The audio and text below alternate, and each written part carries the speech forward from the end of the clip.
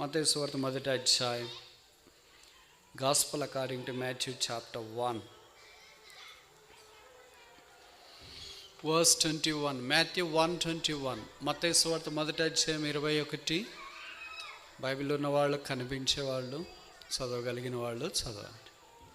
Matthew chapter 1 verse 21. మత్తయి సువార్త మొదటి అధ్యాయము 21వ వచనం. ఆమె ఒక కుమారుని కనును, తన ప్రజలను వారి పాపముల నుండి ఆయనే రక్షించును గనక ఆయనకు యేసు అను పేరు పెట్టుదు అనెను. ప్రార్థన. ప్రేమగల తండ్రి, యేసునాథుని నామమున ఈ సంవత్సరం ఆఖరి మాసాన ఈ క్రిస్మస్ను పురస్కరించుకొని మరలా ఇలాగూ మీ మొదటి రాకడను జ్ఞాపం చేసుకునే అవకాశం మీరు మాకు అనుగ్రహించినందుకు స్తోత్రాలు చెల్లిస్తున్నాం. మమ్మను ప్రేమించి మా కొరకై మానవుడికి భూమి మీదకి దిగి వచ్చి పాపం లేనివాడిగా జన్మించి జీవించి సిలువలో రక్తము కార్చి చనిపోయి సమాధి చేయబడి తిరిగి లేచినందుకు మీకు స్తోత్రాలు. మహామోహని కుడిపార్శ్వని మీరు ఆశీనుడై ఉన్నందుకు వందనాలు చెల్లిస్తున్నాం. మీ అనాదికాల సంకల్పాన్ని ఏర్పాటును అనుగ్రహించి మమ్మను కూడా పాపం నుండి విడిపించి మీ రక్తం చేతి కడిగి పరిశుద్ధపరిచి మీ జనముగా, స్వాస్థ్యముగా, సొత్తుగా, ప్రజగా, సంఘముగా చేసినందుకు మీకు స్తోత్రాలు చెల్లిస్తున్నాం. శాల్యం ప్రార్థన మదన కొత్వాలు కూడా బట్టి స్తోత్రాలు. పరిశుద్ధులు, దైవ దాసులు, మీ దాసు జగరే గారు సమీపంగా ఉండి పనిచేసే బాధ్యత వహించేవారు, యవనస్తులు, స్త్రీలు, పురుషులు, పిల్లలు, వీరందరిని బట్టి మీకు స్తోత్రాలు. సంఘం ఇక్కడ ఏర్పాటు చేసుకుని దీపస్తంభాన్ని ఇంతవరకు మీరు కాపాడినారు. 4.5 ఏళ్ళను విరవలేదు. మకమకలాడుచున్న అవిసినారు ఒత్తిని మీరు ఆర్పలేదు కనుక మీకు వందనాలు చెల్లిస్తున్నా. ఇచ్చిన ఈ ప్రత్యేక కూడికను బట్టి మీకు వందనాలు. వాతావరణం కూడా మీరు అనుకూలంగా ఉంచినందుకు మీకు స్తోత్రాలు. ఈ గ్రామ పెద్దలను బట్టి వందనములు. గ్రామంలో ఉన్న వారందరిని బట్టి మీకు స్తోత్రాలు. వారిని పేరు పేరున మీరు దీవించండి, ఆశీర్వదించండి. వారి పనుల్లో మీరు సహాయం చేయండి. వెలపిల్లకి వెళ్ళినప్పుడు, లోపలికి వచ్చినప్పుడు దీవించండి. గ్రామానికి క్షేమము, ధన్యత మీరు అనుగ్రహించమని మేము ప్రార్థన చేస్తున్నాము. దైవిక వెలుగు ప్రకాశింప చేయండి. రక్షణార్థమైన వెలుగు మీరు అనుగ్రహించండి. చీకట్లో నుండి వెలుగులోనికి వచ్చున్నట్లు మీరు సహాయం చేయండి. దైవ ఆశీర్వాదము ద్వారా మేలు పొందినట్లుగా దీవించమని మేము ప్రార్థన చేస్తున్నాం. కనుక గ్రామాన్ని మీరు కరుణించి కాపాడి వారి ప్రతి ప్రయత్నమును మీరు ఆశీర్వదించి నీ కొరకు జీవించినట్లుగా మీరు సిద్ధం చేయమని ప్రార్థిస్తున్నాం. ఆయా స్థలాల నుండి వచ్చి గ్రామంలో అడుగుపెట్టి ప్రార్థనలోకి వేయించి గ్రామక్షేమం కొరకు దేవ ప్రార్థించిన వారందరిని బట్టి మీకు స్తోత్రాలు. మీరే ఆశీర్వదించి 30 60 100 ఫలింప చేయమని ప్రార్థన చేస్తున్నాం. పాటల ద్వారా మీ నామం మహింపరచడానికి మీరు అనుగ్రహించిన అవకాశాన్ని బట్టి మీకు స్తోత్రాలు. నీ వాక్యము కూడా మాకు అనుగ్రహించండి. నీ వాక్యం బయలుదేరుతోడని వెలుగు కలగా ఆజ్ఞాపించండి. నీ వాక్యం సత్యము గనక ఆ సత్యమైన నీ వాక్యం అందు మమ్మను స్థిరపరచమని ప్రార్థిస్తూ ఉన్నాము. రక్షణ లేని వారు రక్షణ పొందినట్లు చేయండి. బలహీనలు బలపరచబడినట్లు చేయండి. కొంతమంది ఇక్కడికి రాలేక వారి వాహనాల్లో లేదా వారి ఇళ్లలో, ఇంటి మిద్దె మీద, ఎలా పార్కింగ్ స్లాట్లో ఎక్కడ కూర్చుని వాక్యం విన్నా పరిశుద్ధాత్మ దేవ వారితో కూడా మీరు మాట్లాడి ఒప్పించి సహాయం చేయమని మేము ప్రార్థిస్తున్నాం. నేను భూమి మీద నుండి పైకి ఎత్తబడినప్పుడు అనేకులను ఆకర్షించుకుందునని మీరు సెలవిచ్చినారు.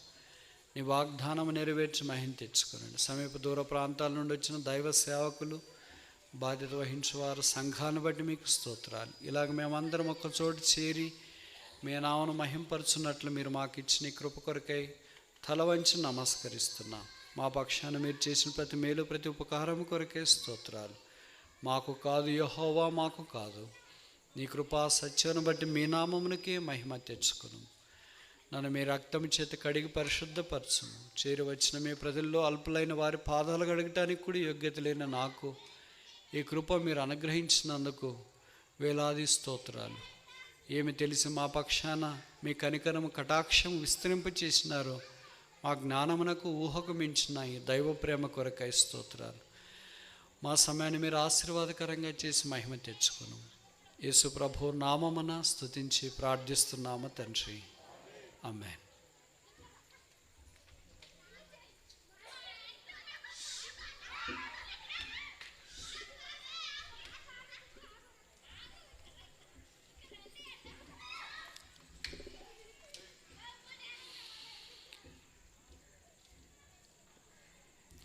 ప్రపంచమందంతటా క్రిస్మస్ సంబరాలు అంబరాన్ని అంటుతూ ఉన్నాయి. దేవుడు మానవుడిగా ఈ భూమి మీదకి దిగి వచ్చిన పర్వదినం క్రిస్మస్. ఆత్మస్వరూపైన దేవుడు శరీరాకారాన్ని భూమి మీదకి దిగి వచ్చిన దినం క్రిస్మస్. వెలుగు చీకట్లో ప్రవేశించిన దినం క్రిస్మస్. పరలోకం భూమి మీదకి దిగి వచ్చిన దినం క్రిస్మస్. ఆకాశ మహాకాశాల పట్టజాలని దేవుడు జేనుడు కన్య గర్భాన్ని భూమి మీద ఉద్భవించిన పర్వదినం క్రిస్మస్. లోకరక్షకుడు రక్షణ కొరకు ఎదురు చూస్తున్న మానవాళిని ప్రేమించి దిగి వచ్చిన దినం క్రిస్మస్.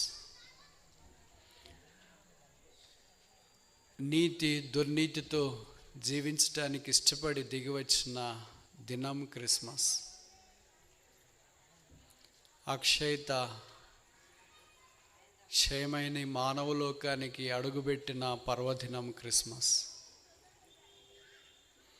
అనంతమైన దేవుడు వింతైన విధానములో మానవుడిగా భూమి మీద జన్మవించిన దినం క్రిస్మస్. యేసు ప్రభు యొక్క పుట్టుక అసమానమైనది, అద్వితీయమైనది, అతి శ్రేష్టమైనది, అమూల్యమైనది, ఆశ్చర్యకరమైనది. అందుకు కారణాలు అసంఖ్యాకము. దేవుడు మానవలోకాన ఈ భూమి మీదకి దిగివచ్చుట మనిషిని యొక్క ప్రాథమికమైన అక్కర. ఈ మాటలు చెప్తున్నప్పుడు కొంతమంది మనసులో దేవుడు ఎందుకు భూమి మీదకి దిగి రావాలా అనే ప్రశ్న కూడా ఉద్భవించవచ్చు. దేవుడు మనుషుల మధ్యలోనికి రావటానికి కారణాలు బైబిల్లో విస్తారంగా రాయబడుతూ వచ్చినాయి. దేవుడు మానవుడిగా యేసుక్రీస్తు రూపాన కాలము సంపూర్ణమైనప్పుడు ఈ భూమి మీదకి దిగి వచ్చినాడు. యేసు ప్రభు వారి భూమి మీదకి దిగి వస్తాడని, కన్య గర్భాన జన్మిస్తాడని, బెత్లెహేం ఊరిలో పుడతాడని యేసు ప్రభు పుట్టక మునిపే ప్రవచనాలు బైబిల్లో ఘోషిస్తూ ఉన్నాయి. సాధారణంగా ఏదైనా ఒక గొప్ప నాయకుడు మన హైదరాబాద్ రాబోతున్నాడు అని అంటే ఆయన ప్రోగ్రాం రాక హైదరాబాద్కి ఎన్ని రోజుల ముందు ఖరారు చేస్తారు? బహుశా 1 నెల లేదా 2 నెలలు, మహా అయితే 3 నెలలు. సంవత్సరం ముందు ఖరారు చేయరు. ఎందుకని? 2 ఏళ్ళకు ముందు ఖరారు చేయరు. ఎందుకని? దశాబ్దానికి ముందు ఖరారు చేయరు. ఎందుకని? మారుతూ ఉంటాయి పరిస్థితులు. ఏదో చెప్పి ఏదో జరగవచ్చు, వస్తానని చెప్పి రాకపోవచ్చు. కానీ యేసు ప్రభు ఈ భూమి మీదకి వస్తానని చెప్పి రాకపోవడం అనేది జరగలేదు. ఎలాగొస్తాడో చెప్పాడు, ఎక్కడ పుట్టబోతున్నాడో చెప్పాడు, ఎలాగ పుట్టబోతున్నాడో చెప్పాడు. ఆ పుట్టబోయే యేసుక్రీస్తు ప్రభు పేరు కూడా మొదటి తెలుపబడినట్లు బైబిల్లో మనం చూస్తాం. సాధారణంగా ఒక గొప్ప వ్యక్తి ఈ ఊరికి వస్తున్నాడంటే చాలా ముందు తెలియకుండా ఉండటానికి కారణం ఏంటంటే, ఒకవేళ పరిస్థితులు మారి రాకపోతే అవమానం కలగవచ్చు కదా, వస్తానని చెప్పాడు రాలేదు, మాట తప్పారు అని ప్రజలు అనుకుంటారని చాలా దగ్గరకు వచ్చిన తర్వాత వారి ప్రోగ్రాము సిద్ధం చేసి విడుదల చేస్తారు. ఒక విఐపి ప్రోగ్రామే అలాగ చేస్తే, దేవాది దేవుడైన యేసు ప్రభు ప్రోగ్రాము కొన్ని 100,000 సంవత్సరాల క్రితము తెలియపరచబడింది. ఏ ఊర్లో పుడతాడు, ఎలాగ పుట్టబోతున్నాడు అనే సంగతులు తెలియపరచబడ్డం చాలా విడ్డూరంగా కనిపిస్తుంది. చూడండి, మీరు ఎవరైనా పెళ్ళైన భార్యాభర్తలు ఉన్నారనుకోండి, కొంతకాలానికి దేవుడు వారిని ఆశీర్వదించి దాంపత్య జీవితాన్ని, గర్భఫలాన్ని ఇచ్చినాడు అనుకోండి. మీరే వాళ్ళ ఇంటికి పలకరించడానికి వెళ్ళారనుకోండి. సాధారణంగా అడుగుతారు, కాన్పు ఎక్కడ చేసుకుంటారో అని. ఏమంటారు వాళ్ళు? ఏమో తెలియదు అని అంటారు. ఒకవేళ మీరు చెప్పారనుకో, హైదరాబాద్లో చేయించుకోండి, మెడికల్ ఫెసిలిటీస్ బాగుంటాయంటే, ఇక్కడ బాగుంటాయి కానీ చూసుకునేకి ఎవరు లేరు, మా ఊరు వెళ్తామంటారు. మరి మీ ఊర్లో అంటే చూసుకునేకున్నారు కానీ మెడికల్ ఫెసిలిటీస్ లేవు, అందుకే ఏం చేయలేదు తెలియట్లేదు, ప్రార్థన చేయండి అంటారు. అంటే రెండే స్థలాలే ఉంటాయి ఎన్నిక చేసుకోవటానికి. ఆ ఎన్నిక చేసుకోవడం కూడా కష్టం. అయితే యేసు ప్రభు యొక్క పుట్టుక, బెత్లెహేములో జన్మించబోతున్నాడన్న సంగతి వేల సంవత్సరాల క్రితమే బైబిల్లో తెలియపరచబడింది. ఆ బెత్లెహేములో కూడా ఎవరింట్లో జన్మించబడతాడు అనే సంగతి వేల సంవత్సరాల క్రితం తెలియచేయబడింది. సాధారణంగా మనం ఈ భూమి మీద పుట్టినప్పుడు ఎవరింట్లో పుట్టాలా, ఏ ఊర్లో పుట్టాలా, ఎలాంటి తల్లిదండ్రులకు పుట్టాలా, ఎలాంటి స్థలంలో మనం జన్మించాలా అనే ఆప్షన్స్, అంటే ఎన్నిక మనకు లేదు. అందుకని ఇప్పుడు ఏ ఇంట్లో జన్మించినామో అదే ఇంట్లోనే, ఏ తల్లిదండ్రులకు జన్మించినామో అదే తల్లిదండ్రులతోనే, ఏ ఊర్లో జన్మించినామో అదే ఊరితోనే అలాగే మనం ఉంటాం. 6000 సంవత్సరాల మానవ చరిత్రలో ఒకే ఒక వ్యక్తికి మాత్రం ఏ ఊర్లో పుట్టాలా, ఏ కుటుంబంలో పుట్టాలా, ఏ కన్య గర్భాన పుట్టాలా, ఏ సమయంలో పుట్టాలా అనేవన్నీ పక్కా ప్రణాళిక ఉంది. అనేకసార్లు నేను ఇందాక చెప్పినట్లు భార్యాభర్తలకు దేవుడు గర్భఫలాన్ని ఇచ్చిన తర్వాత వారు కానిపోయేది కూడా డాక్టర్లు ఏదో ఒక డేట్ చెప్తారో అని అంటారు. దానికి ముందే కొన్నిసార్లు డెలివరీ అయింటారు. ఎందుకు ముందే డెలివరీ అయ్యారంటే వాళ్ళు చెప్తారు అప్పుడు చాలా కాంప్లికేషన్స్ ఉన్నాయంట, అంత దాకా వెయిట్ చేస్తే కష్టం అన్నారు, అందుకే ముందే కాన్పు చేశారు అంటారు. కొన్నిసార్లు డేట్ డాక్టర్లు చెప్పిన డేట్కి కొన్ని రోజులు తర్వాత చేస్తారు. ఎందుకు అలా కాన్పు చేశారు అని అంటే ఇంకా సమస్యలు ఉన్నాయంట, అందుకని ఇప్పుడే వద్దు, కొంత తల్లి గర్భంలోనే ఉంటే మంచిదని చెప్పారు అని అంటారు. ఒక తల్లి భూమి మీద బిడ్డను తీసుకురావటానికి ఇన్ని ప్రోసు కాన్స్ వాయిదాలు ముందు ఇవన్నీ మనకు కనిపిస్తాయి. అయితే దేవుడు మానవుడిగా ఈ భూమి మీదకి దిగి రావటానికి ఖచ్చితంగా ఏ రోజు రావాలా, ఏ సమయంలో రావాలా, ఎప్పుడు రావాలా అనేది నిర్ణయించబడిన కాలం చొప్పున వచ్చినాడు. అందుకే గలతీ 4:4లో చెప్పబడింది, కాలము సంపూర్ణమైనప్పుడు దేవుడు తన కుమారుణ్ణి పంపెను. యేసుక్రీస్తు ప్రభు ఈ భూమి మీదకి మానవుడిగా దిగి వచ్చిన దినము పర్వదినం. అది మానవ ఊహకు జ్ఞానమునకు మించిన శుభదినం. అది భూమి ఆకాశము ఏకమై ఉల్లసించిన దినం. అది దేవదూతలు భూమి మీద ఉన్న సర్వ మానవ కోటి కూడా శాశ్వతమైన ఆనందం తీసుకుని వచ్చిన దినం.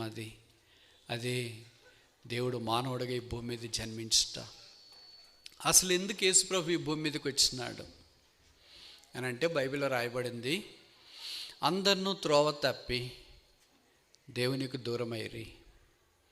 అలాగే బైబిల్ సెలవిస్తుంది, నశించిన దానిని వెదకి రక్షించుటకు మనుష్య కుమారుడు ఈ లోకమునకు వచ్చెను. త్రోవ తప్పిన మనుష్యుడు, నశించిన మనుష్యుడు ఎలాగ త్రోవ తప్పాడు, ఎక్కడికి వెళ్ళాడు త్రోవ తప్పి అని అంటే మీకు కొన్ని ఉదాహరణలు చెప్పడానికి నేను ప్రయత్నం చేస్తా. ఇవన్నీ మీకు తెలిసిన ఉదాహరణలే, అయితే క్రోడీకరించి మీకు మరలా జ్ఞాపం చేస్తున్నా. ఊహించుకోండి, మీకు అందుబాటులో ఉన్న ఒక పెద్ద సెంటర్లో లేదా ఒక స్థలంలో పెద్ద జాతర జరుగుతుంది అనుకోండి. లక్షల మంది ఆ జాతరకు వచ్చినారు అనుకోండి. తెలంగాణలోనే జాతర మీకు తెలుసు కదా, లక్షల మంది వచ్చినారు అనుకోండి. అలాగ లక్షల మంది వచ్చిన జాతరకి భార్య భర్తలు ఒక చిన్న పిల్లవాడిని ఈ టేబుల్ కింటే కొద్దిగా ఎత్తుండే 5 సంవత్సరాల పిల్లవాడిని వాళ్ళ కొడుకుని జాతరకు తీసుకెళ్ళారు. ఆ అని చేయి పట్టుకొని జాతర అంతా తిరుగుతున్నారు. ఉన్నట్టుండి ఏమి జరిగిందో ఆ పిల్లవాడు వాళ్ళ చేయి విడిచి మిస్ అయ్యాడు, తప్పిపోయాడు. ఇప్పుడు తల్లిదండ్రులు పిల్లవాడిని కోరిక ఎతుకుతున్నారు, పిల్లవాడు కనిపించలేదు. పిల్లవాడు తల్లిదండ్రుల కోరిక ఎతుకుతున్నాడు, తల్లిదండ్రులు కనిపించలేదు. ఇలాగ వెతికి వెతికి వెతికి వెతికి అలసిపోయి పిల్లవాడు ఏడుస్తూ ఉండిపోయాడు. జాతర ముగింపుకు వచ్చింది. ఎవరో మీలాంటి దయార్థ హృదయాలు ఎక్కడో దూరం నుండి ఏడ్చే పిల్లవాని దగ్గరికి వచ్చి, ఏంటి బాబు ఏడుస్తున్నావు అంటే, మా అమ్మ నాన్న మిస్ అయిపోయారు, తప్పిపోయారు, ఎక్కడున్నారో తెలియదు అన్న. సరే మా ఇంటికి వస్తావో పోదామంటే సరే అని చెప్పాడు. వాళ్ళ ఇంటికి తీసుకెళ్ళాడు. అప్పుడు ఏడుపు మానేశాడు. కొద్దిసేపు అయిపోయిన తర్వాత మళ్ళీ ఏడవడం ఆరంభించినాడు. ఇప్పుడు ఈ వ్యక్తి, తీసుకెళ్ళిన వ్యక్తి ఆ పిల్లవానికి ఏం చేశాడంటే, ఏడవద్దు నీకు ఐస్ క్రీమ్ ఇస్తాను అని ఐస్ క్రీమ్ ఇచ్చిన. ఐస్ క్రీమ్ తిన్న తర్వాత అర్ధగంట దాకా ఏడవలేదు. తర్వాత మళ్ళీ ఏడవడం ఆరంభించినాడు, మమ్మీ డాడీ అని. మళ్ళీ ఏడవద్దు నీకు 5 స్టార్ చాక్లెట్ ఇస్తాను అని అన్నాడు. ఆ చాక్లెట్ ఇచ్చినాడు. తిని ఒక గంట సేపు ఏడవకుండా ఉన్నాడు. మళ్ళా కొద్దిసేపుకి ఏడవడం ఆరంభించినాడు. నువ్వు ఏడవద్దు నీకు మంచి బొమ్మలు తీసుకొని వస్తాను అన్నాడు. మంచి బొమ్మలు తీసుకొని వచ్చి ఇచ్చినాడు అబ్బాయికి. కొద్దిసేపు బొమ్మలతో ఆడుకున్నాడు. తర్వాత బోర్ కొడుతుంది పిల్లలకి. మళ్ళీ మమ్మీ డాడీ అమ్మ నాన్న కావాలని ఏడవడం ఆరంభించినాడు. ఇలాగ ఆ పిల్లోడు ఏడుస్తున్నాడు. అది తీసుకెళ్ళిన పెద్ద ఆయన ఆ పిల్లోని సమాధానించడానికి ఐస్ క్రీమ్ కానీ, బిస్కెట్స్ కానీ, చాక్లెట్స్ కానీ, బొమ్మలు కానీ ఇవన్నీ ఇచ్చి చేస్తున్నాడు. ఇలాగ చేస్తూ ఉంటే ఆ పిల్లోడు ఏడుస్తున్నాడు. ఎన్ని రోజులని చాక్లెట్లు ఇస్తాడు, ఎన్ని రోజులని బిస్కెట్స్ ఇస్తాడు, ఎన్ని రోజులని బొమ్మలు ఇస్తాడు, ఎన్ని రోజులని ఐస్ క్రీమ్లు ఇస్తాడు. ఆ పిల్లవాడు రాత్రి పగలు ఏడ్చి కళ్ళన్నీ ఎర్రగా అయిపోయి, నిద్ర లేకుండా, సరైన భోజనం లేకుండా అలాగే ఉండిపోయాడు. ఏడ్చడానికి కూడా శక్తి లేకుండా ఉండిపోయాడు. ఓ దినాన్ని ఉదయకాలం లేచి ఇంకేం చేయాలో దిక్కుదోచక, మమ్మీ డాడీ నాకు కావాలి, అమ్మా నాన్న కావాలని గట్టిగా ఏడవడం ఆరంభించిన. ఇప్పుడు క్లైమాక్స్ ఏంటంటే, వాళ్ళ అమ్మ నాన్న ఎతుకుతూ ఈ అబ్బాయి ఇక్కడ ఉన్నాడని తెలిసి ఇంటికి వచ్చినారు. అబ్బాయి వాళ్ళ అమ్మ నాయన్ని చూచినాడు, వాళ్ళ అమ్మ నాన్న అబ్బాయిని చూచినారు. ఇప్పుడు పక్కన చాక్లెట్లు ఉన్నాయి, ఐస్ క్రీమ్ ఉంది, బిస్కెట్స్ ఉన్నాయి, కేక్స్ ఉన్నాయి, బట్టలు ఉన్నాయి, బెలూన్స్ ఉన్నాయి, వస్త్రాలు ఉన్నాయి. ఈ పిల్లవాడు అవన్నీ ఎన్నుకొని అమ్మ నాన్న దగ్గరికి వెళ్లకుండా ఉంటాడా, లేదా అవన్నీ పారద్రోలి అమ్మ నాన్న దగ్గరికి వెళ్తాడా? అమ్మ నాన్న కనిపిస్తే చాలు కదా. ఇప్పుడు ఇవన్నీ అవసరం లేదు. నేరుగా ఏడుస్తూ తల్లిదండ్రుల చేతిలో వాలిపోయాడు. తల్లిదండ్రులు ఆ బిడ్డని ఎత్తుకొని కౌగిలించుకొని ఆనంద బాష్పాలు కారుస్తూ సంతోషంలో మునిగిపోయారు. ఇది కథ. ఈ కథ కట్ చేసి ప్రతి కథ ఒక ఆత్మీయమైన అర్థాన్ని మనకు తెలియజేస్తుంది. ఇది ఆత్మీయంగా మనం అన్వయించుకోవటానికి ఆరంభిస్తే మనం కూడా లోకం అనే జాతరలోకి వచ్చినాం. జాతరలో దేవునికి దూరంగా తప్పిపోయాం. తప్పిపోయిన తర్వాత లోకం మనల్ని పట్టుకొని ఐస్ క్రీమ్ ఇస్తాను, చాక్లెట్లు ఇస్తాను అని తీసుకెళ్ళింది. అది డబ్బు అనే ఐస్ క్రీము, చాక్లెట్లనే ఐస్ క్రీమ్, అదేంటి పేరు ప్రఖ్యాతులనే ఐస్ క్రీము, చదవనే ఆట వస్తువులు, ఇలాగ ఆకర్షణీయమన్నీ తీసుకెళ్ళింది. పేరు ప్రఖ్యాతులు, ధనఘనతలు, అధికారాలు, లోకములో గొప్పవారుగా అనిపించుకోవాలనేవి, ఇవన్నీ మనకు లోకము చూపించి మనం ఏడుస్తుండే కొలది దేవుడి కొరకు ఒక్కొక్కటి లోకం ఇస్తుంది. ఇప్పుడు ఎంతకాలం ఉంటాడు ఈ మనిషి? ఏడ్చి చేతగాక, ఈ చదువు నాకు తృప్తి లేదు, డబ్బు తృప్తి లేదు, ఇరుగు పొరుగు పరిచేస్తులు తృప్తి లేదు, నా దగ్గర ఉన్నవారు ఎవరు నాకు తృప్తి లేదు, నాకు అమ్మ నాన్న కావాలి, ఐ వాంట్ డాడ్, నాకు తండ్రి కావాలి అని ఏడవడం ఆరంభించిన. ఇప్పుడే యేసు ప్రభు మానవుడిగా దిగి వచ్చినాడు. ఇప్పుడు ఆ యేసు భూమి మీద జన్మించిన తర్వాత మనిషిని బంధించిన లోకంలోని బంధకాల లాంటి, లేకపోతే బాగా ఆకర్షణీయంగా కనిపించే ఐస్ క్రీమ్లు, చాక్లెట్లు, కూల్ డ్రింక్స్, కేక్స్, ఆట వస్తువులు ఇవన్నీ విడిచిపెట్టి యేసే నాకు ముద్దు, యేసే నా పరలోకపు తండ్రి అని పరుగు పరుగున మనుష్యుడు ఆయన్ని సమీపించుట కొరకై దేవుడి భూమి మీదకి దిగి వచ్చినాడు. తప్పిపోయిన మానవునికి తల్లిదండ్రుల యొక్క ప్రాముఖ్యత ఎంత గొప్పదో, అలాగే తప్పిపోయిన మనిషికి యేసుక్రీస్తు ప్రభువు ఈ భూమి మీదకి రావడం కూడా అంతే గొప్పది. కనుక మనుషుడు పాపం చేస్తూ పాపంలోనే కొనసాగుతూ పాపమే ఆహారముగా దాహముగా జీవిస్తూ పాపాన్ని బట్టి రకరకాలైన పరిస్థితుల్లో బంధించబడి ఉన్నప్పుడు యేసుక్రీస్తు ప్రభువారు ఈ భూమి మీదకి మానవుడిగా దిగి వచ్చినాడు.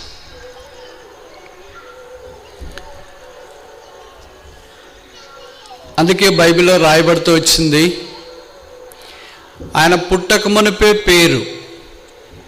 పుట్టక ముని పేరు పెడతారా? ఎవడన్నా మాలాంటి వాళ్ళని అడిగినా, బ్రదర్ మా కూతురు పుడితే ఏం పేరు పెట్టాలా, కొడుకు పుడితే ఏం పేరు పెట్టాలా అని అంటారు. కానీ మీకు బైబిల్లో తెలుసో తెలియదో, పుట్టక మునిపే కొంతమందికి దేవుడి పేర్లు సిద్ధం చేసినాడు.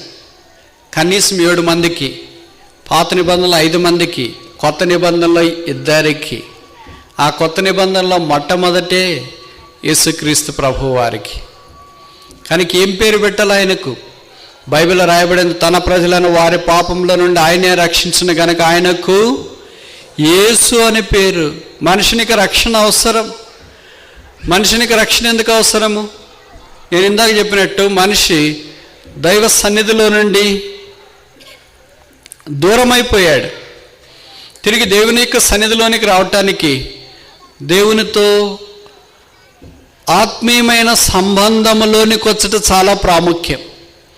ఎప్పుడైతే ఆత్మ సంబంధమైన సంబంధంలోనికి మనుషుడు దేవునితో రాగలడో అప్పుడే దేవుని యొక్క కుమారుడిగా కుమార్తెగా రక్షణ ఆశీర్వాదం అనుగ్రహించి క్షేమం మేలు పొందటానికి అవకాశం ఉంది. అలాంటి మనుషుడు ధన్యుడు, అలాంటి మనుషుడు ఆశీర్వదించబడినవాడు, అలాంటి మనుషుడు క్షేమం పొందినవాడు అని బైబిల్ సెలవిస్తూ ఉంది.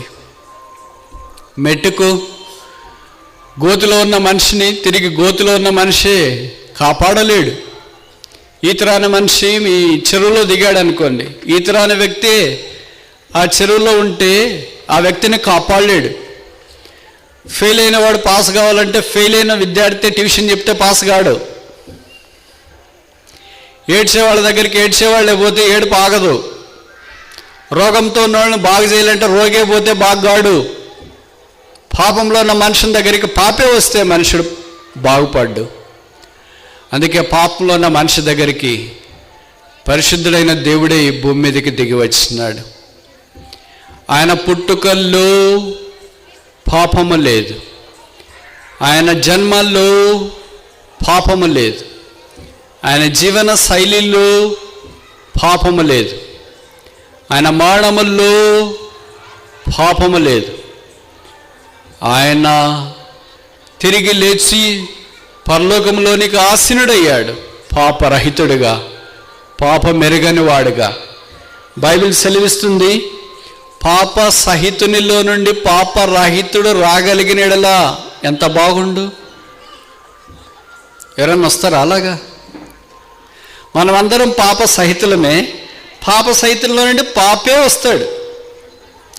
కానీ పాప సహితునిలో నుండి పాపరహితుడు చరిత్రలో ఒకేసారి వచ్చాడు. ఆయన పేరే యేసుక్రీస్తు ప్రభు. పాపం మెరిగిన వాడిగా ఈ భూమి మీదకి ఆయన దిగి వచ్చి మనుషుల పాపములన్నీ మోసుకోవటానికి ఆయన మనఃపూర్వకముగా ఇష్టపూర్వకముగా శిలువ మీద వెళ్ళటానికి ఇష్టపడ్డాడు. యేసు ప్రభు యొక్క దీన పుట్టుక మానవ చరిత్రలో ఓ అసమానమైనది. దేవుడు ఇలా కూడా పుడతాడా?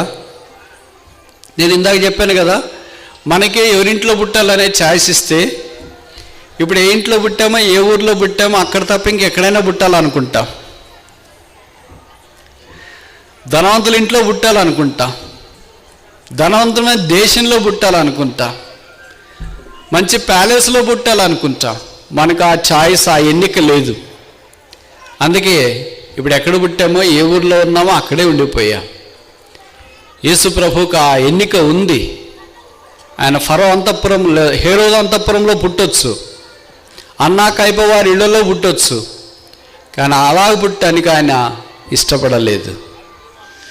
ఓ సామాన్యమైన పేద పవిత్రమైన కన్య గర్భాన మానవుడికి భూమి మీదకి రావటానికి సంకల్పించినాడు. అందుకే ఓ దినాన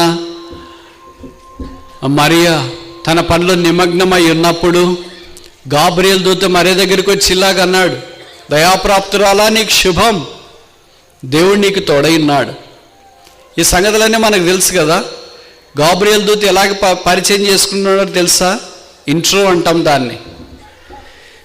లూకా సువార్త 1వ అధ్యాయంలో చెప్పాడుతూ వచ్చింది, I'm Gabriel, I stand in the presence of God. నేను గాబ్రియల్ను, దేవుని సన్నిధిలో నిలబడేవాడును. కనుక ఇంట్రడక్షన్ అట్లా ఇట్లా సామాన్యంగా లేదు. మామూలుగా మనం పరిచయం చేసుకునేటప్పుడు అసలు నేను ఎవరో తెలుసా అంటాం. ఎవరో తెలుసా అంటే చెప్తేగా తెలుస్తుంది. అప్పుడు మనం పలానా అని పరిచయం చేసుకోవడానికి ప్రయత్నం చేస్తాం. 6000 సంవత్సరాల మానవ చరిత్రలో స్త్రీ దగ్గరికి గాబ్రియల్ దూత ఒకేసారి వచ్చినాడు. పురుషుల దగ్గరికి అయితే వచ్చినాడు, యోసేపు దగ్గరికి వచ్చినాడు, దానియేలు దగ్గరికి పాత నిబంధనలు మనం చూస్తాం. కానీ స్త్రీల దగ్గరకు ఒకసారి వచ్చినాడు. గాబ్రియలు దూత చాలా ప్రధానమైన వాడు. ఆ స్త్రీ భూమి మీద ధన్యురాలు అని బైబిల్లో రాయబడుతూ వచ్చింది. ఆమె దగ్గరికి వచ్చి, దయాప్రాప్తురాలా, నీకు శుభం, దేవుడు నీకు తోడైనాడు, నువ్వు గర్భవతి కుమారుని కంటావు, ఆయనకి యేసు అని పేరు పెడతావు. ఆ దినాన పెళ్లి కాకుండానే గర్భవతి అయితే స్త్రీని ఊరికి వలపట్టి తీసుకెళ్ళి రాళ్లతో చావుగొట్టి సమాధి చేసేవారు. మానము ఆమె మీద వేలాడుతుందన్నా కూడా జీవాన్ని ఇవ్వటానికి, ఆ మానాన్ని అంగీకరించడానికి ఆ కన్యకైన మరియా ఇష్టపడింది.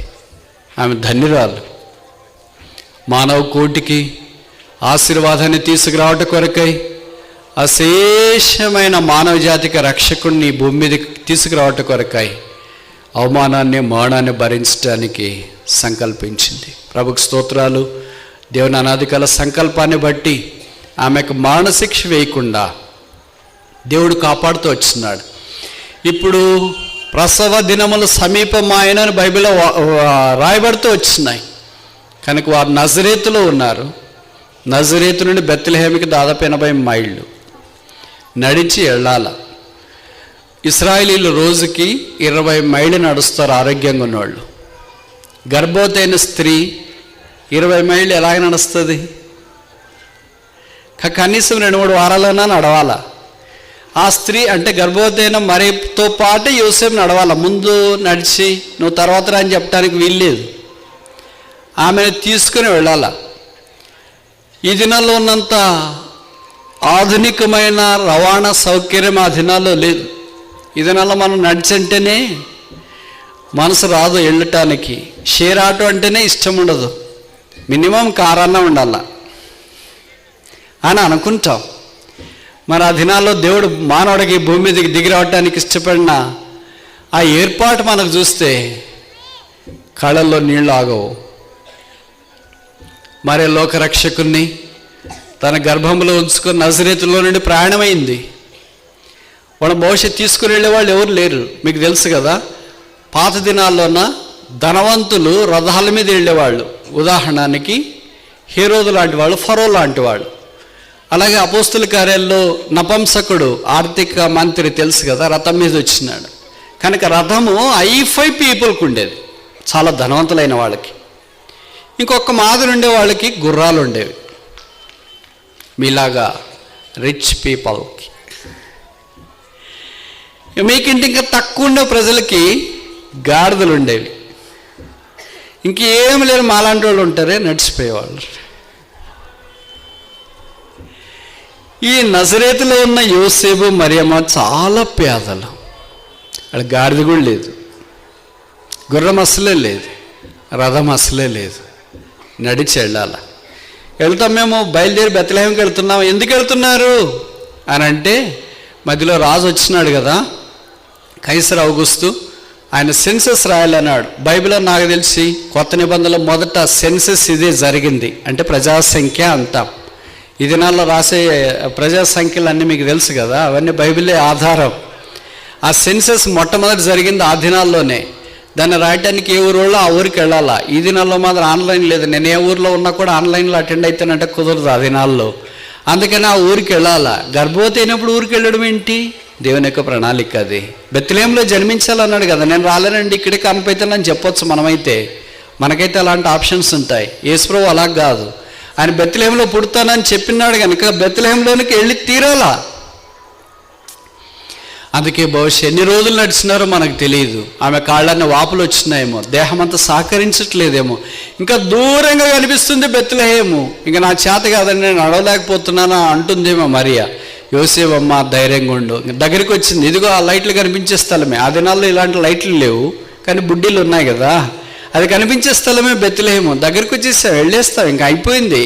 మీకు తెలుసు కదా, ఎలా బతిమలాడి సరిదిద్ది ధైర్యపరిచి ఆమెను మొత్తానికి బెత్లెహేంకి తీసుకొని వచ్చినారు. బెత్లెహేంకి గర్భవతి అయిన మరే కాదు వచ్చింది. ఆ గర్భంలో ఉన్న లోకరక్షకుడని యేసు వచ్చాడు.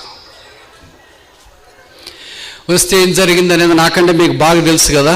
పెద్ద హాల్స్ లాంటివి ఉంటాయి. మామూలు మన పెళ్ళిళ్ళ హాల్స్ ఉంటాయి కదా, కమ్యూనిటీ కాన్ఫరెన్స్ హాల్స్. ప్రజాసంఖ్య రాయించుకునే వాళ్ళంతా హాల్స్లోకి వెళితే అక్కడక్కడ కౌంటర్లు పెట్టుకొని కూర్చొని ఉంటారు. ఎవరు? ఆ సత్రంకి సంబంధించిన స్టూవర్డ్స్ లాంటి వాళ్ళు. వీళ్ళు ఒక లైన్లో పోయి నిలబడినారు. నిలబడి మాకు కూడా ఇక్కడ స్థలం ఇవ్వండి అని అంటే, మీకు స్థలమా, ఇదంతా నిండిపోయింది, ఇక స్థలం ఇవ్వడానికి ఏం లేదు అని అన్నారు. ఇక్కడ ఖాళీగా ఉంటే కొద్దిగా ఇవ్వండి, నా భార్య నెలలు నిండిన గర్భవతి, రాత్రి ఇక్కడ ఉండి మేము ఉదయం వెళ్ళిపోతాము, ఇక్కడ అస్సలు స్థలమే లేదు. మీరు ఎప్పుడైనా ఊహించినారా? మానవత్వం మొదట, తర్వాత నీవెవరు అనేది. మానవత్వం ఏమీ లేకపోతే నువ్వు ఉద్యోగస్తుడు అయినా, రాజకీయ నాయకుడు అయినా, అధికారి అయినా, నాయకుడు అయినా, కార్యకర్త అయినా, ఎవరైనా వ్యర్థమే. ఒకవేళ మీరు ఊహించండి, ఎక్కడండి మీరు హైదరాబాద్కి సిటీ బస్సులో పోవటానికి ప్రయాణం అయ్యారనుకోండి. బస్సు ఎక్కారు, బస్సు బాగా రద్దీగా ఉంది, మీరు కూర్చొని ఉన్నారు. ఎవరో నెలలు నిండిన గర్భవతి 9 నెలలు ఉన్న అమ్మాయి బస్సు ఎక్కింది. మీరు సీట్ ఇస్తారా? ఇరా? మానవత్వం ఏం చేస్తుంది? లేచి ఇటు కూర్చోమ్మా అని చెప్తుంది. ఒకవేళ అటు కూర్చున్న తర్వాత మనం ఏం చెప్తామంటే, ఈ బస్సుకి ఎందుకు వస్తామా, చాలా కుదుపులు, ఏదైనా ట్యాక్సీకి వెళ్ళకపోయావా, కారులో వెళ్ళకపోయావా, కుదుపులు లేకుండా ఉంటుంది కదా అని. ఆమె పేదరాలే, అందుకే బస్సు ప్రిఫర్ చేసింది. అది మనకు తెలుస్తుంది. కానీ మనం ఏదో సలహా చెప్పాలి కదా, అలాగే సలహా చెప్తా. ఒకవేళ మీరు ఎవరైనా స్థలం ఎక్కిపోయిన మగవాళ్ళు ఉంటారు కదా పక్కన, వాళ్ళైనా వాళ్ళని తిట్టేసి, లేరా అక్కడ స్థలమే, ఆమె వచ్చింది గర్భవతి, అక్కడ కూర్చోమ్మా, ఇక్కడ కూర్చో అని కూర్చోబెడతారు కదా. ఈ భూమి మీద ఒక సామాన్యమైన నెలల నిండిన గర్భవతి బస్సులోకి వస్తే మానవత్వం చూపించడానికి స్త్రీలు పురుషులు పోటీ పడతారు. లోకరక్షకుడి భూమి మీదకి రావడానికి ఇష్టపడినప్పుడు మానవత్వం చూపించడానికి మానవుడి దగ్గరికి రాలేదు. పైపెచ్చు మానవుడు ఏమన్నాడంటే, ఇక్కడ నీకు స్థలం లేదు. ఆ దినాన సత్రంలో స్థలం లేదని చెప్పింది నెల నిండిన గర్భవతి అయిన మరియ కాదు, మరియ గర్భంలో ఉన్న లోకరక్షకునికి. దంపతులకు కాదు స్థలము లేదని చెప్పింది, పాపిని ప్రేమించి పరలోకం నుండి దిగి వచ్చిన రక్షకునికి. ఇంతమంది ఉంటారు కదా చుట్టుపక్కల అంతా, రామ్మ ఇక్కడ కూర్చుందువు, ఇక్కడ పడుకో, రాత్రిపూట ఉదయం కావాలంటే బయటికి వెళ్ళదువులే, లేకపోతే ఉదయం మేము వెళ్ళిపోతున్నాము, మా స్థలంలో మీరు ఉండొచ్చులే అనటానికి ఒక్క స్త్రీ రాలేదా? ఒక్క పురుషుడు రాలేదా? ఒక్క ఇశ్రాయేలీయుడు రాలేదా? ఒక్క వ్యక్తి చేర్చుకోవటానికి, మానవత్వం చూపించడానికి రాలేదా? సత్రంలో ఉన్న వాళ్ళు రాలేదు, సత్రం స్థలం ఇస్తున్న వ్యక్తి కూడా రాలేదు. అది నాన్న సమాజం ఆయన్ను వెలుగైన వాణ్ణి, చీకట్లోనే ఉంచడానికి ఇష్టపడింది. అందుకే బైబిల్ పండితుల అభిప్రాయం ఏంటంటే, మీరు సాధారణంగా వింటుంటారు కదా, పశువుల తొట్టులో పుట్టాడని. పశువుల తొట్టులో పుట్టలేదు, పుట్టిన తర్వాత పశువుల తొట్టులోకి తీసుకొని వచ్చినారు. పుట్టింది అక్కడ కాదు, ఓకేనా? ఇప్పుడు నేను చెప్పడానికి ప్రయత్నం చేస్తా. వీళ్ళిద్దరిని, అంటే మరియమ్మను యోసేపును ఆ సత్రములో స్థలము లేదని పంపించేస్తే, సత్రానికి మధ్యలో ఖాళీ స్థలం ఉండేది. ఇప్పుడు ఆ బిల్డింగ్కి ఈ బిల్డింగ్ ఖాళీ స్థలం ఉంటుంది కదా, ఆ ఖాళీ స్థలంలో రాత్రి చలికి వణకుతూ నెలలు నిండిన గర్భవతి నిలబడింది. అలాగే నిలబడి. మీరు ఎప్పుడైనా ఊహిస్తారా? హైదరాబాద్ చలే మీకు ఇంతుంటే మిడిల్ ఈస్ట్లో చలి ఎలా ఉంటుందో తెలుసా? ఎండకెండే చలికి చలే. మీకేమనిపిస్తుంది అంటే, చాలామందికి అక్కడంతా చాలా వేడిగా ఉంటుంది కదా, కనుక రాత్రి చల్లగా ఉంటుంది. అట్టుండదు. ఎండాకాలం తీవ్రమైన ఎండ ఉంటుంది, చలికాలం తీవ్రమైన చలి ఉంటుంది. అది మిడిల్ ఈస్ట్ యొక్క లక్షణం. ఆ రాత్రి చలికి నెలలు నిండిన గర్భవతి ఆ రెండు సత్రాలకు మధ్యలోనే నిలబడిపోయింది. నెల నిండిన గర్భవతి అంటే తప్పేమో, ఏమనాల మరి? మనల్ని ప్రేమించిన లోకరక్షకుడు అక్కడే నిలబడిపోయాడు. స్థలం లేదు.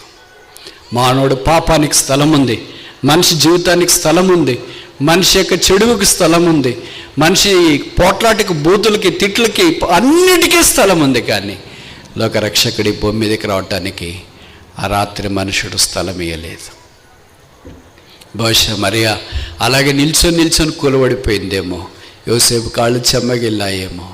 యోసేపు వెంటనే ఏమైందమ్మా అంటే, డెలివరీ అయిపోయింది. నాభి సూత్రం కోసి ఆయా ఎక్కడ? జాన్సన్ బేబీ సబ్బుతో ఆ మాంసం ముద్దకు స్నానం చేయించే మిడ్వైఫ్ ఎక్కడ? తల్లి బిడ్డ ఆరోగ్యంగా ఉన్నారా లేదని చూసే గైనకాలజిస్ట్ ఎక్కడ? వారిద్దరికి ఇన్ఫెక్షన్ సోకకుండా పెట్టే సూపర్ స్పెషాలిటీ మెటర్నిటీ హాస్పిటల్ ఎక్కడ? ఆ మాంసపు ముద్ద క్షేమంగా ఆరోగ్యంగా ఉన్నాడా లేదని చూసే నానటాలజిస్ట్ ఎక్కడ? దైవమా, ఇది ఏమి తగ్గింప? ఇప్పుడు మీ అందరికి సవాల్. మీలో చాలామంది తల్లిదండ్రులు ఉన్నారు. మీరు ఎప్పుడైనా మీ బిడ్డకు ఇలాగ జన్మించినట్లు మీకు గుర్తుందా? మీకంటే పేదవాడిగా యేసుప్రభు ఈ భూమి మీదకి దిగి వచ్చినాడు. మీరు మీ పిల్లలకు హాస్పిటల్లో జన్మించినారు. మరీ పేదలైతే ఇంట్లో జన్మించినారు. ఇంకా పేదలు ఊరికి వెలపట ప్లాస్టిక్ టెంట్లు కట్టుకొని ఉంటారు చూడు, అలాంటి వాళ్ళకైనా ఇరుగు పొరుగు వచ్చి సహాయం చేస్తారు. కొన్నిసార్లు మనం పేపర్లో చదువుతుంటాం, న్యూస్ పేపర్లో బస్సులో పోతూ ఉంటే ఒక గర్భవతి బిడ్డని కనింది, చుట్టుపక్కల వాళ్ళంతా సహాయం చేసినారు. ఆ మధ్యలో మీరు ఒక ఆర్టికల్ చదివారు, వైజాగ్ ఒక గర్భవతి వెళ్తూ ఉంటే ట్రైన్లో వాళ్ళంతా, ఆమెకి పుట్టినొప్పులు వచ్చినాయి, చుట్టుకోవటానికి ఎవరు లేరు, ఆమె భర్త ఉన్నాడు. ఇక ఆయన ఏం చేస్తాడు? ట్రైన్లో ఏం సహాయం చేయలేడు కదా. అటు ఇటు చూస్తుంటే ఆ పక్కన బాతులోనే ఒక లేడీ గైనకాలజిస్ట్ ఉంది, స్త్రీల డాక్టర్. ఈయన ఏం చేసినాడంటే, స్థలం కావటానికి కొరకు, అమ్మ కొద్దిగా జరగండి అని ఆమెను కొద్దిగా కదిపి లేపాడు. ఏంటి అని అంటే, నా భార్య బాగలేదు అని చెప్పి. ఏమైంది? ఆమె దగ్గరికి వచ్చింది, డాక్టర్ కదా, చదువు తీసుకుని దగ్గరికి వచ్చింది. ఏమైంది? చేయి పట్టుకుని, అప్పుడే వాళ్ళ టచ్చే వేరేగా ఉంటుంది. ఎవరు మీరు ఇట్లా పట్టుకుంటున్నారంటే, నేను గైనకాలజిస్ట్ని, నేను హెల్ప్ చేస్తానని. ఆమె దగ్గర ఇన్స్ట్రుమెంట్స్ ఏమీ లేవు సహాయం చేయటానికి. కానీ దుప్పటి, ట్రైన్లో మీకు తెలుసు కదా, సెకండ్ ఏసీ కానీ థర్డ్ ఏసీ కానీ కర్టన్స్ ఉంటాయి, లేకపోతే తెల్ల దుప్పట్లు ఇస్తారు. ఆ దుప్పటి కట్టి రహస్యంగా కాన్పు చేసింది. ఈ భూమి మీద ఎలాంటి వాళ్ళైనా అలాగ ఉండాలనుకుంటారు. భార్య భర్త నుండి 3 విషయాలు కోరుకుంటుంది. మొదటిది, తన జీవితాంతం సుఖంగా చూసుకోవాలని. రెండవది, తన కాన్పులన్నీ చేయబట్టానికి రహస్య స్థలం కావాలని. మూడవది, భర్త కంటే ముందే ఈ లోకాన్ని విడిచిపెడితే తాను పాతి పెట్టబట్టానికి 6 అడుగుల గొయ్యి కావాలని. నిజమైన స్త్రీ భర్త నుండి 3 కోరుకుంటుంది. ఈ 3 ఇవ్వలేని భర్త ఒక భర్తేనా? సమాజానికి ఇలాగే అనిపిస్తుంది. కానీ యోసేపు దీన పేదవాడు గనక ఆ రహస్య స్థలాన్ని కూడా సిద్ధపరచలేకపోయాడు. మరి అలాగే ఉండిపోయింది. బహుశా వాళ్ళు పొత్తిగుడ్డలన్నీ రెడీ చేసుకుని పోయినారేమో, దాంతోనే వాళ్ళంతా శుభ్రంగా ఉన్నారేమో. అప్పుడు తెల్లవారుతుంది. పక్కన ఇందాక నేను చెప్పాను కదా, ఎవరైతే సత్రంలో ఉంటారో వాళ్ళు కొన్ని పశువులు తీసుకొని వస్తారు, గాడిద, గుర్రాలు ఇలాంటివి. వాళ్ళు తీసుకొని వచ్చిన పశువులను కట్టేయటానికి ఒక పాకు ఉంటుంది. అంటే మీరు వెహికల్ పార్క్ చేసి లోపలికి హాల్లోకి ఎలాగపోతారో అలాగే వాళ్ళు వచ్చిన గాడిద, గుర్రాన్ని కట్టేసి లోపలికి వెళ్తారు. ఆ కట్టేసిన పాకలో ఎవరక్కడ? మేమేనండి. మీరంటే రాత్రి సత్రంలోకి వచ్చాం కదండి. వచ్చినారు. ఎవరు మీరు? అదే నెలల నిండిన గర్భవతి అని, కొద్దిగా స్థలం కావాలని. ఓ మీరా? భార్యాభర్తలు కదా? అవునండి. అక్కడేం చేస్తున్నారు? ఏం లేదండి. చలి కదా అక్కడ? అవునండి. మెల్లగా మాట్లాడుతున్నారేంటి? అవునండి. ఏమైందండి? మౌనం. నిజమా? ఎందుకు మౌనంగా ఉన్నారు చెప్పండి. భార్య కాన్పోయింది. నిజమా? సరే, మేమేం చేయలేం, కానీ మా పశువుని తీసుకొని వెళుతున్నాము. మా పశువు మేసిన తొట్టి ఉంది కదా, అది ఖాళీ అయింది. మీ బిడ్డకు పొత్తి గుడ్డలు చుట్టి ఈ తొట్టిలో పెడితే వెచ్చగా ఉంటుంది కనుక ఇక్కడ పెట్టండి, మేము వెళ్ళిపోతున్నాం. లోకనాథా, మానవుడిగా మా కొరకై అంత దీనుడిగా, అంత సామాన్యుడిగా ధరించుకొని వచ్చాడు. ఎవడను సమీపింపరాని మహామహిమలో అద్వితీయ తేజస్సు కలిగిన యేసుక్రీస్తు ప్రభువారు, భూమి ఆకాశంలోని పట్టణవాడు, జేనడి కన్య గర్భాన మానవుడికి భూమి మీదకి దిగి వచ్చి పేదనాడుగా జన్మించి పొత్తిగుడ్డలతో చుట్టబడి ఆ పశువుల తొట్టులో పరండి పెట్టబడ్డాడు. తెల్లవారుతుంది. ఎవరి దారిన వాళ్ళు వెళుతున్నారు. లోకరక్షకుడు ఆ తొట్టిలో పడుకొని ఉన్నాడు.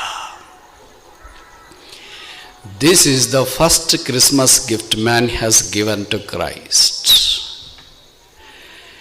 క్రీస్తు అనబడే లోకరక్షకునికి మానవుడు ఇచ్చిన క్రిస్మస్ గిఫ్ట్ కానుక ఏంటంటే పశువుల తొట్టి.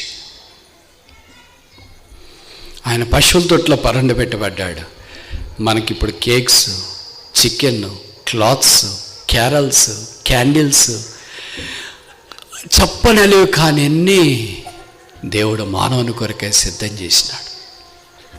యేసుక్రీస్తు ప్రభువు మనందరి కొరకు అంత దీనుడుగా జన్మించి ఆ పశువుల తొట్టిలో పరండు పెట్టబడి తెల్లవారిన తర్వాత ఇరుగు పొరుగు వచ్చి చూడడం ఆరంభించినారు. అంతలో గొర్రెల కాపర్లు వచ్చినారు. వారు వచ్చి ఆ యేసును చూచినారు. ఆ యేసు గొప్ప రక్షకుడని వారికి తెలియపరచబడింది. వారు కన్నవాటి గురించి, విన్నవాటి గురించి స్తోత్రము చేయొచ్చు అక్కడి నుండి వెళ్ళిపోయారు. ఆ సందర్భంలోనే మనకు తెలుసు కదా, సర్వోన్నతమైన స్థలములలో దేవునికి మహిమ, ఆయనకి ఇష్టలైన మనుషులకు భూమి మీద సమాధానము కలుగునుగాక అని పరలోకమందున్న సైన్య సమూహములు ఆడుతూ పాడుతూ ఆశ్చర్యంగా సంతోషముతో దేవుని స్తుతించిన సంగతి మనకు పరిచయం. లోకం నిద్రపోతుంది. రక్షకుడి భూమి మీదకి దిగి వచ్చినాడు. సత్రంలో స్థలం లేదన్న వాళ్ళు నిద్రపోతున్నారు. సత్రము చుట్టూ ఉన్నవాళ్ళు నిద్రపోతున్నారు. ప్రజాసంఖ్య రాయాలని ఆజ్ఞాపించిన కైసర్ ఔగుస్తు నిద్రపోతున్నాడు. అన్న కైప ఇలాంటి యాజకులంతా నిద్రపోతున్నారు. లోకరక్షకుడి భూమి మీదకి ఆ దినాన్ని వచ్చినాడు. అది వెన్నెల కురిసిన రాత్రి, పిండారబోసిన రాత్రి, పవిత్రమైన రాత్రి, పుణ్యరాత్రి, నీతి సూర్యుడు ఉదయించిన రాత్రి, తేజో నక్షత్రమే భూమి మీదకి ఉదయించిన రాత్రి, యూదా గోత్రపు సింహము భూమి మీద అడుగుపెట్టిన రాత్రి, పవిత్ర రాత్రి, రక్షణార్థమైన వెలుగు భూమి మీద ప్రకాశించిన రాత్రి, చీకట్లో ఉన్న మానవునికి వెలుగు వచ్చిన రాత్రి, సంకలి చేత బంధించబడిన మానవునికి విమోచన వచ్చిన రాత్రి, అరుణోదయ దర్శనము మానవ కోటికి కలిగిన రాత్రి, అదే యేసు భూమి మీద జన్మించిన రాత్రి.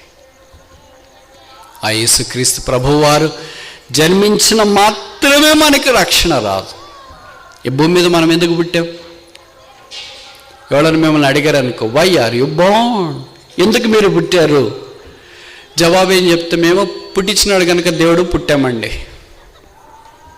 దేవుడు పుట్టించినాడు కనుక పుట్టాము. ఎందుకు పుట్టాము? మనం అందరూ ఎందుకు పుట్టామో చెప్పనా? We are all born to live, బ్రతకటానికి పుట్టాం.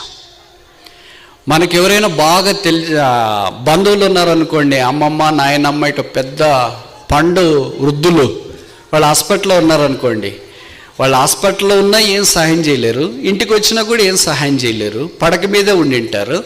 కానీ మనకున్న తాపత్రయం ఏంటంటే వాళ్ళు కొన్ని రోజులు బతకాలని. అందుకే డాక్టర్లు చెప్తారు, ఏం చేయలేమండి, హాస్పిటల్లో ఉంచి బిల్లు ఎక్కువైపోతుంది, ఇంటికి తీసుకెళ్ళండి అంటారు. ఏమంటాం మనము? ఇంటికి తెచ్చుకున్నారు చంపేసిన వీళ్ళు అని ఎరిగిపోరగా అంటారేమో, అదేదో హాస్పిటల్లోనే చచ్చిపోతే మంచిది కదా అన్నట్టుగా చనిపోయేదాకా హాస్పిటల్లోనే ఉంచుతాం. వాళ్ళు చనిపోతారని తెలుసు, కానీ దానికి మనము బాధ్యత వహించకూడదని అనుకుంటాం. అంటే ఒక్క రోజు ఆయుష్ పెరిగినా, ఒక్క వారం ఆయుష్ పెరిగినా, ఒక్క మాసం ఆయుష్ పెరిగినా మనం ఏం చేయకపోయినా బ్రతకాలని ఆశ.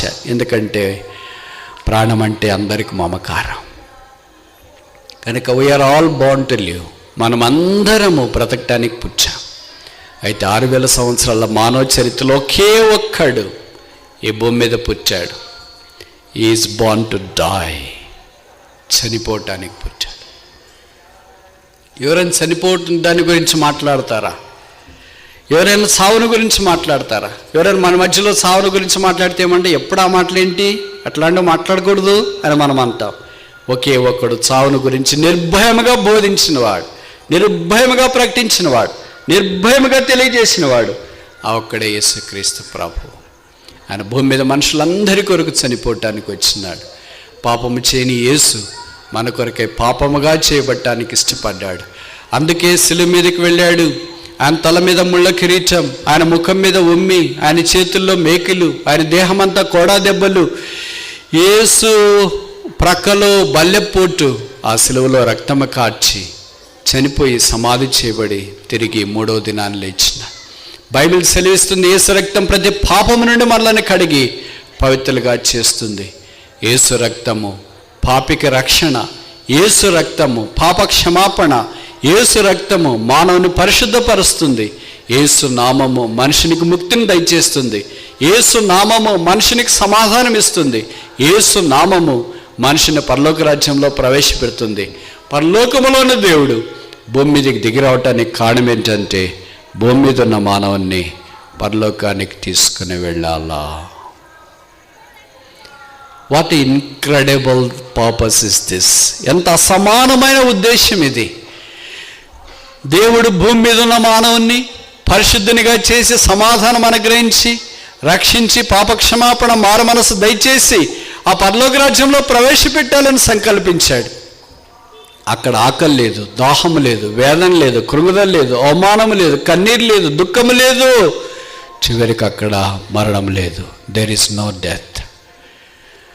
ప్రతి ఊర్లో కొన్ని లేకుండా ఉంటాయి, కానీ ప్రతి ఊర్లో ఒక్కటి మాత్రం ఖచ్చితంగా ఉంటుంది. లేనివి ఒకళ్ళు కొన్ని ఊర్లలో హాస్పిటల్ లేకపోవచ్చు, మెడికల్ షాపులు లేకపోవచ్చు, రైల్వే స్టేషన్ లేకపోవచ్చు, బస్ స్టాండ్లు లేకపోవచ్చు, విమానాశ్రయాలు లేకపోవచ్చు, కాలేజీలు లేకపోవచ్చు, యూనివర్సిటీలు లేకపోవచ్చు. ఇలాగా ఊర్లో లేనివి చాలా ఉన్నాయి, కానీ ప్రతి ఊర్లో ఒకటి ఉంటుంది, అదే శ్మశానం. మా ఊర్లో అది లేదు అని ఎవరు చెప్పలేరు. అది ప్రతి ఊర్లో ఉంటే అర్థం ఏంటంటే, మన గమ్యం కూడా ఒక దినాన, మన యాత్ర కూడా ఒక దినాన అక్కడికి. భౌతికమైన మానవ యేసుప్రభు రాకడ ఆలస్యమైతే అందరికీ సంప్రాప్తం కావచ్చు, కానీ యేసునందు విశ్వాసం ఉంచిన వారు యేసుప్రభు యొక్క రాకడ, రెండవ రాకడ ఆలస్యం కాకుండా ఉంటే, యేసుప్రభు వస్తే ఆయనతో పాటు ఉండటానికి కొనిపోబడతారు. వారు సదాకాలం యేసుప్రభుతో ఉంటారు. వారికి ఎప్పుడు పరలోక రాజ్యంలో క్రిస్మస్ అంటే క్రైస్ట్ ప్లస్ మాస్, క్రీస్తును ఆరాధించుటే క్రిస్మస్. పరలోక రాజ్యంలో ఉండేది ఒకటే కదా, ఏంటది? ఆరాధన. ఇలాంటి మీటింగ్స్ అక్కడ లేవు. ఇలాంటి భోజనం అక్కడ లేదు. No chicken. Very sad news for you. No shopping malls.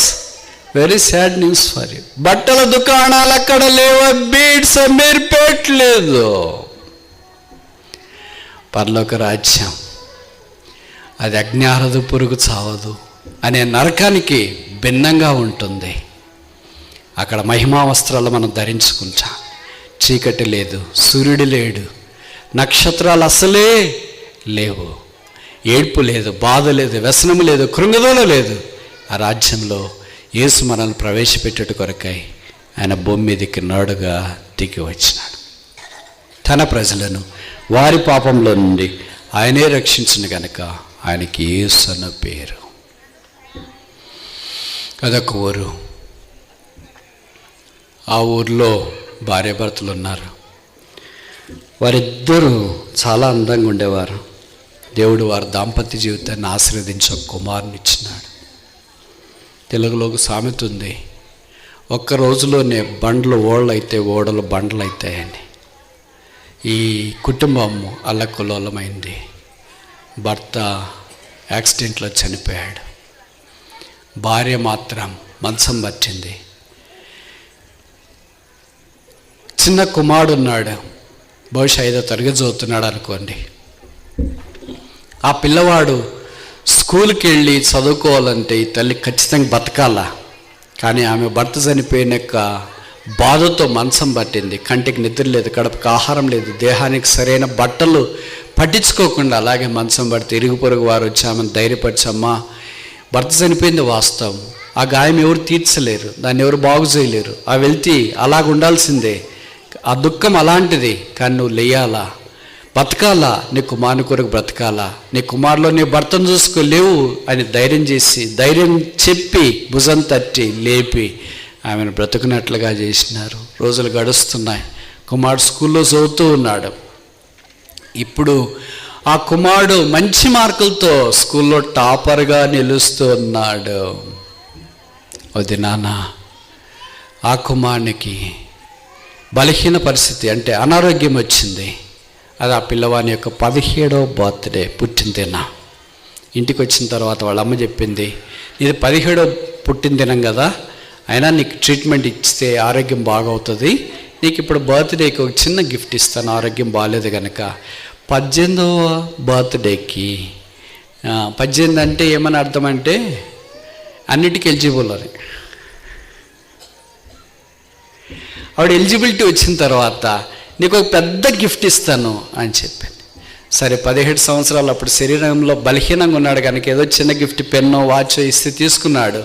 కొన్ని రోజుల తర్వాత ఆరోగ్యం బాగైంది. తర్వాత రోజు మమ్మీని అడుగుతాను, మమ్మీ నాకు 18వ బర్త్డేకి మంచి గిఫ్ట్ ఇస్తానన్నా, ప్లీజ్ ఏమిస్తావు చెప్పమా. సస్పెన్స్, చెప్పను లే, ప్లీజ్ చెప్పమా. అప్పుడు ఇస్తూ ఇప్పుడు చెప్పు, ఇచ్చేటప్పుడు చెప్తా, ఇప్పుడు చెప్పను, ప్లీజ్ చెప్పమా, ప్లీజ్, అసలు నేను భరించలేకపోతున్నా ఈ థ్రిల్ కనుక చెప్పమా, చెప్పను. రోజు వాళ్ళ అమ్మని అడిగేవాడు, విసిగించేవాడు, చెప్పను రా అని. 18వ బర్త్డే దాదాపు దగ్గరికి వస్తుంది. ఇంక నెల అయితే 18వ బర్త్డే. కొడుకు కలలు కంటున్నాడు, మా మమ్మీ చెప్పలేని గిఫ్ట్ ఇస్తానని. ఏమిస్తుందో బండా వద్దు, కారా వద్దు, యాపిల్ వాచా వద్దు, ఇంకేంటి వారు చెప్పలేని గిఫ్ట్. అలాగే అనుకున్నాడు. ఆరోగ్యం బాగాలేకుండా అయిపోయింది. హాస్పిటల్కి తీసుకెళ్ళారు. డాక్టర్ పరీక్షించి గుండె బలహీనంగా ఉంది, ఈ గుండెను మార్చాలా.